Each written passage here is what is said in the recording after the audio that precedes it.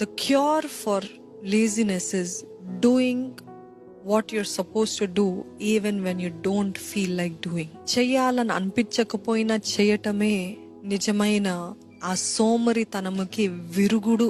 అది నిజంగా మనని దాని నుండి విడిపిస్తుంది. యేసు ప్రభు ఆయనకి సిలువ ఎక్కాలనిపించిందా?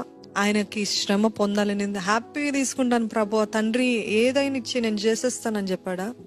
ఆ గెత్సేమని తోటలో ఎంత ఒత్తిడికి గురయ్యాడంటే ఆయన చెమట రక్తముగా మారి ఏడుస్తూ మొరపెడుతూ, తండ్రి నీ చిత్తమైతే ఈ గిన్నె నా యొద్ద నుండి తొలగించుము. ఆఖరికి ఆయన చెప్పింది ఏంటంటే, ఈరోజు మనలాగా I don't want to do it, it is so hard for me, it is so tough for me, it is so tough for me. మనం అక్కడనే ఆగిపోతాం కదా చాలాసార్లు. నాకు చేయాలనిపించట్లేదు, ఇది ఎంత నొప్పి, ఇది ఎంత కష్టం, ఇది ఎంత ఒత్తిడి, ఇది ఎంత భారం, ఇది ఎంత వేదన, నాకు చేయాలనిపించట్లేదు.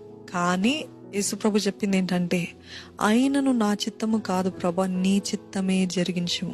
దో it cost him so much of pain, so much of suffering. ఆయన ఫీలింగ్స్ అడిగినట్లయితే ఆయనకి ఏం మాత్రం వెళ్ళాలని లేదు. మన ఫీలింగ్స్ చెప్తే ఇది కష్టంగా ఉంటది, ఇది నీకు నొప్పి కలగజేస్తుంది, ఇది నీకు భారంగా ఉంటది, ఇది నీకు ఇట్లా ఇంత గాయపరుస్తుంది. I feel like this but not my feelings, let your will be done. నిజంగా ఎంతమంది అదే మాట చెప్పగలుగుతారు? That is the cure for laziness. నీకు చెయ్యాలని అనిపించకపోయినా చేయటమే నిజమైన సోమరితనము నుండి విరుగుడు. That is the remedy to come out of laziness.